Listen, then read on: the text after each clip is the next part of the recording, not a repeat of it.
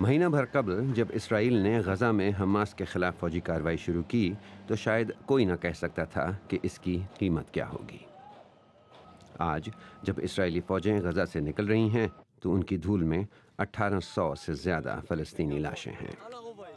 اسرائیلی کارروائی کے خلاف دنیا بھر میں مظاہرے بھی ہوئے اور اقوام متحدہ نے اسے جنگی جرائم سے تعبیر بھی کیا، لیکن یہاں برطانوی حکومت کا رویہ غیر واضح رہا، باوجود اس کے کہ حکومت کے اندر اور باہر بہت سے لوگ اتنے بڑے پیمانے پر سویلین ہلاکتوں کی دو ٹوک مخالفت کے خواہاں تھے۔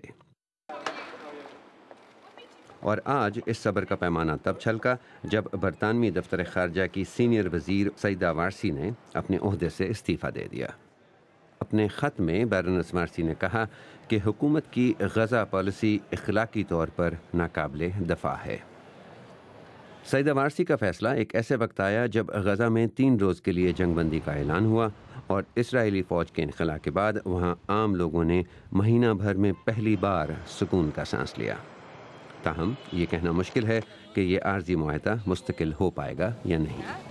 قاہرہ میں ہونے والے مذاکرات میں شریک فلسطینیوں نے ایک بار پھر غزہ کا محاصرہ ختم کرنے کی اپنی شرط دہرائی ہے۔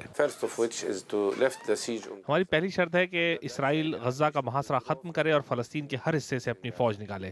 اور اسرائیل کا کہنا ہے کہ وہ بھی ان مذاکرات سے توقعات رکھتا ہے کہ اس کی شرائط بھی کسی سمجھوتے کا حصہ ہوں۔